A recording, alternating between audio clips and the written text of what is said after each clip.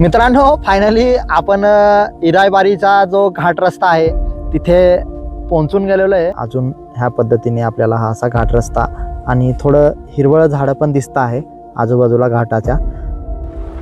तीव्र वळण पण आहे, पण पूर्ण घाटामध्ये आपल्याला दरड कोसळलेलेच बघायला मिळतील, कारण खूप उंच डोंगर। मला तरी वाटतं चांचलीच्या घाटापेक्षाही इथले जे डोंगर आहेत ते खूप उंच बघायला मिळतात आपल्याला। स्वागत आहे मित्रांनो अमोल वळवी व्लॉग्समध्ये। तर तुमच्यासाठी पुन्हा एकदा एक नवीन व्हिडिओ घेऊन आलेलो आहे। तर आपण जाणार आहे आज अक्कलकोवा तालुक्यातील इरायबारी ह्या ठिकाणी, आणि इरायबारीवरून आपण पुढे जाणार आहे खाई आणि ओहवा ह्या ठिकाणी पण बघणार आहे। तिकडे जाऊन किती लांब आहे काय आपल्याला माहिती नाही, म्हणून तर रस्ता हा पूर्ण घाट रस्ता राहणार आहे। तर बघा तुम्ही, तर मी आहे आज देवगोईमध्ये, आणि देवगोईवरून डायरेक्ट आपण इरायबारीला जाणार आहे आणि रस्ता कसा आहे ते बघणार आहे।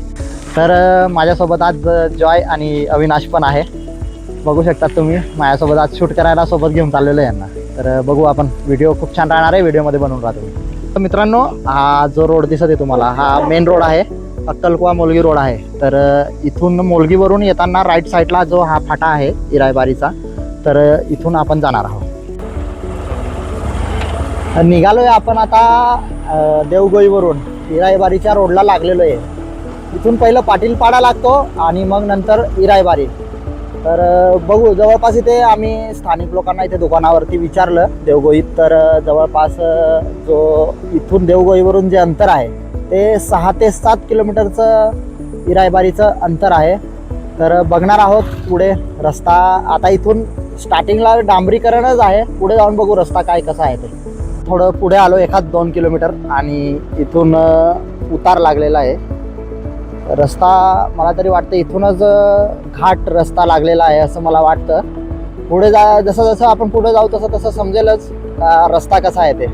आता इथून सध्या तरी डांबरीकरण आहे असल्यामुळे म्हणून चांगलं आहे। पुढे गेल्यावर इथे लोक म्हणे का रस्ता खराब आहे पुढे, बघू आता। तर आजूबाजूला तुम्ही निलगिरीचे झाडं बघू शकतात, सावली आहे पूर्ण रस्त्याला। आणि हा स्ट्रॉबेरी, स्ट्रॉबेरी पण दाखवून दिलं हां। तर आजूबाजूला निलगिरीचे झाडं दिसत आहे आणि मधून हा रस्ता, आणि रस्त्यावरची जी सावली आहे ना एकदम सुकून। गाडीवर उन्हामध्ये प्रवास करत असताना झाडं आजूबाजूला आणि रस्त्यामधून म्हणजे एकदम सुकून वाटतं, एकदम जीवाला एकदम शांती वाटते। पाटीलपाडा लागून गेलेला आहे आपल्याला, इथून असा पाटीलपाडा, आणि पुढे ह्याच्या पुढे जे आहे ते इरायबारीच आहे। तर बघू आता पाटीलपाड्यावरून आता किती अंतरावर आहे। इथे आजूबाजूला नद्या आहे, पण पूर्ण आता आटून गेलेल्या आहेत, पाणी बिलकुलच बघायला मिळत नाही त्याच्यामध्ये।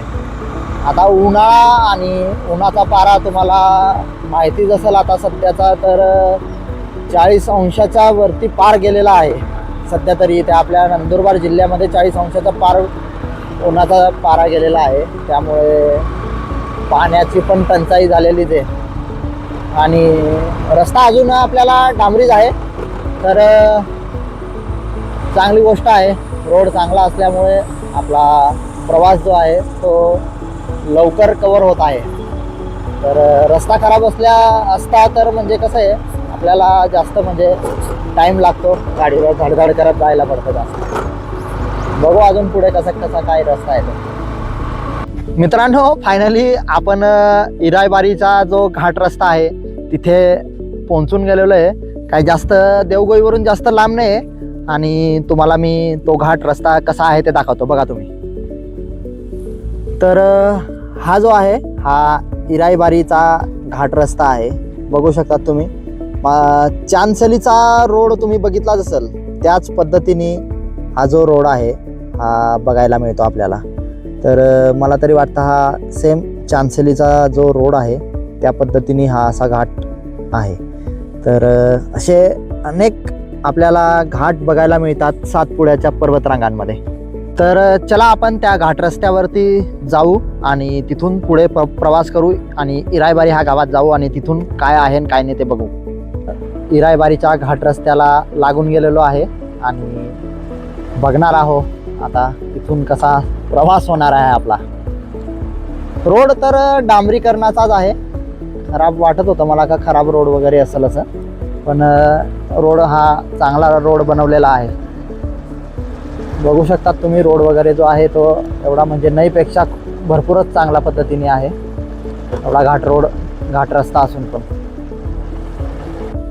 तर थोडं खाली आलो आणि इथून कसा व्ह्यू बघायला मिळतो बघा अजून, कारण वरती सूर्यकिरणे येत होते त्यामुळे क्लिअर व्हिडिओ येत नव्हता. तर अजून ह्या पद्धतीने आपल्याला हा असा घाट रस्ता आणि थोडं हिरवळ झाडं पण दिसतं आहे आजूबाजूला घाटाच्या.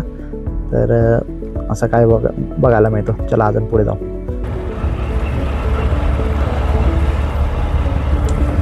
घाटामध्ये आपल्याला थंडगार हवा आपल्या चेहऱ्याला लागत आहे, कारण इथे पूर्ण आजूबाजूला उंच डोंगर आहे आणि उंच डोंगर आजूबाजूला असल्यामुळे इथे घाटामध्ये पूर्ण सावली आहे. इथे सूर्यकिरण डायरेक्ट येत नाही ह्या घाटामध्ये, त्यामुळे ऊन नसल्यामुळे थंडावा आहे इथे. तर पुढे आपल्याला दरड कोसळलेले दिसत आहे, बघू शकता तुम्ही. मला तरी वाटतं पावसाळ्यामध्ये खूप कठीण रस्ता असेल हा, पूर्ण दरड कोसळलेली आहे. पावसाळ्यामध्ये रिस्क आहे. वरती बघू शकता तुम्ही का किती उंच डोंगर आहे आपल्या, एकदम म्हणजे डायरेक्ट छातीवरचा डोंगर आहे हा. आणि असा काही रस्ता बघायला मिळतो आपल्याला, पूर्ण दगड वगैरे कोसळून आलेले डोंगरामधून. समोर पण तुम्ही बघत असाल, समोर ही पूर्ण दरड कोसळलेली आहे. हा जो घाट रस्ता आपल्याला जेवढा सुंदर वाटतो वरून बघताना, तेवढा तो डेंजर पण आहे. कारण ह्या घाटातून प्रवास करत असताना भरपूर आपल्याला काळजी घ्यावी लागते. कारण इथले जे दरड आहे, दगड आहे वरचे डोंगरावरून, ते कधीही कोसळून आपल्या अंगावर येऊ शकतात. कारण तुम्ही बघू शकता ते किती मोठे मोठे डोंगर आणि त्याच्यावरून हे दगड आलेले आहे. तर अशा पद्धतीने मध्येच रोड पण तुटलेले आहे. पुढे पूर्ण कोसळून गेलेला आहे रोड. खाली बघू शकतात तुम्ही का ह्या पद्धतीने. तर इथे येताना थोडं काळजीपूर्वकच यावे, कारण इथे म्हणजे दरड कोसळून रोड पण तुटून गेलेले. तर मध्येच थोडा उतार पण आहे या घाट रस्त्याला आणि तीव्र वळणं पण आहे. पण पूर्ण घाटामध्ये आपल्याला दरड कोसळलेलेच बघायला मिळतील, कारण खूप उंच डोंगर. मला तरी वाटतं चांचलीच्या घाटापेक्षाही इथले जे डोंगर आहेत ते खूप उंच बघायला मिळतात आपल्याला. इथून पूर्ण आता थोडं पुढे आल्यानंतर उतार रस्ता आहे आणि रिटर्न जायला आपल्याला पूर्ण चढावच राहणार आहे. जसं जसं पुढे जात आहे तसं तसा उतार आहे. पण आपला विचार हा आहे का पुढून जो रस्ता आहे म्हणे तो पूर्ण गोल फिरून मोलगी ह्या ठिकाणी कुठून जाता येतं का ते बघणार आहे आपण दहेलच्या रोडवरून. तरी प्रयत्न करू आपण, गोल फिरून जर रस्ता असेल तर आपण पुन्हा ह्या रस्त्याला येणार. अजून पूर्ण तीव्र उतार लागलेला आहे आणि तुम्हाला कॅमेरामध्ये समजत असेल का नाही माहिती, पण हा पूर्ण तीव्र उतार आहे. पण एवढं चांगली गोष्ट ही का रस्ता जो आहे डांबरी असल्यामुळे आपल्याला थोडं गाडी चालवायला प्रॉब्लेम येत नाही. कारण मांडवाचा जो रस्ता होता ना तो तर तुम्ही बघितलाच, का डेंजर रस्ता तर मी तिथे सातपुड्यामध्ये कुठे अजून बघितलेला नाही. तो पूर्ण उखरून गेलेला आणि तो चढाव आणि येताना उतार, काय खतरनाक रस्ता आहे तो. तर खाली उतरून गेलेलं आहे 6-7 किलोमीटर घाट आणि इथून जो व्ह्यू बघायला मिळतो तो बघू शकता तुम्ही. तर मला तरी वाटतं हे इरायबारी गाव लागून गेलेलं आहे आणि हे समोर घरं बघा. तर इथे काही जास्त घरं नाही आहे, जवळपास 10-12 घरं बघायला मिळतात इथे. आणि इथून वरतून हा उंच डोंगर बघा, हा डोंगर आणि ह्या डोंगराच्या पलीकडून आपण खाली उतरलेलो आहे. तर असे सातपुड्यातील उंच डोंगर आपल्याला इकडे बघायला मिळतात. पूर्ण तुम्हाला वरून जे व्ह्यू दाखवला होता, तर आता पूर्ण प्रॉपर इरायबारी ह्या गावात पोहोचल्यानंतर आपल्याला असा काय व्ह्यू बघायला मिळतो. इथे पूर्ण हिरवगार आणि बागायत शेती केली जाते ह्या गावामध्ये, बघू शकतात तुम्ही. आणि हे बघा तुम्ही, हा गावाचा बोर्ड, इराईबारी ह्या गावाचा बोर्ड. तर असा काय प्रवास होता आपला इराईबारी गावाचा देवगोईहून. आणि इथून असे आपण आलो होतो ह्या डोंगर पार करून. तर आपण जॉय आणि अविनाशला विचारू त्यांचा प्रवास कसा होता माझ्यासोबतचा. काय रे? प्रवास तर भारी होता, रस्ते पण चांगले नव्हते, पण तरी मजा आली खूप. काय अविनाश, तुला पहिल्या वेळेसच आपल्यासोबत आलेला आणि ह्यालाही एवढा रस्ता माहिती नव्हता. हा पहिले येऊन गेलेला आहे बोलला, पण पूर्वी रस्ता नव्हता, त्या काळामध्ये येऊन गेलेला आहे. हा, आता कसा आहे रस्ता?